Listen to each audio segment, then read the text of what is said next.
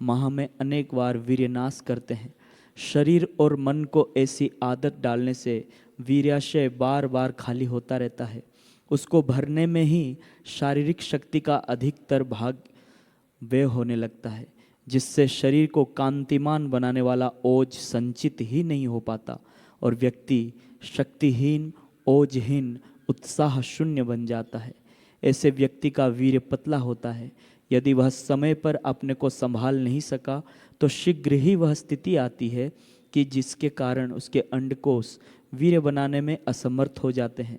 फिर भी यदि थोड़ा बहुत वीर्य बनता है तो वह पानी जैसा ही बनता है, जिसमें संतान उत्पत्ति की भी ताकत नहीं होती।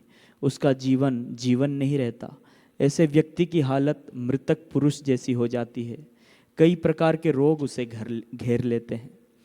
आयुष तेजो बलम वीर्यम प्रज्ञा श्रीश्च महत्यसः पुण्यम च प्रतिमत्वम च हन्यन्ते ब्रह्मचर्या।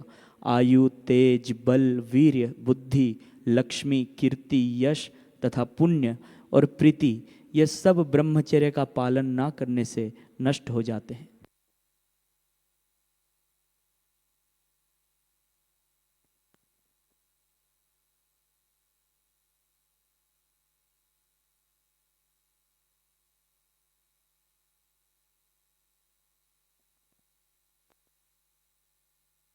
बच्चे गिल्ली डंडा खेलते ने तो थोड़ा एक डंडा मारते गिल्ली ऊपर उठती है, फिर दूसरा जोरों का डंडा लगता है तब गगनगामी होती है। ऐसे कुछ ऊपर उठने का वातावरण बनाना पड़ता है।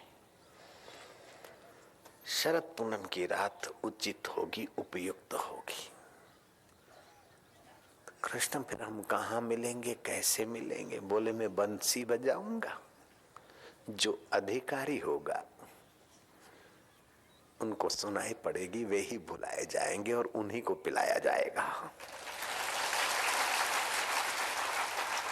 जिस पर होगी खास इनायत वे ही बुलाए जाएंगे और उन्हें पिलाया जाएगा। बजी उस गोलचंद्र की बंसी। हम बाहर के शरीर में रहते हैं, पंचभूतों में, तो थोड़ा शुरुआत में आश्रय लेना पड़ता है उसका साधनों का। अधिकारी खिंच खिंच कर आए, बंसी का निमित्त किया उस बंसीधर ने। समझ गए कौन था वो बंसीधर? तुम्हारा बाप, तुम्हारा हमारा सबका बाप। बंसी बजाई उसने, खिंच कर आए। बंसी का निमित्त नाद ब्रह्म, शब्द ब्रह्म का आश्रय लेकर, जैसे गिल्ली को डंडा, एक डंडे का आश्रय मिला, ऊंची उठी।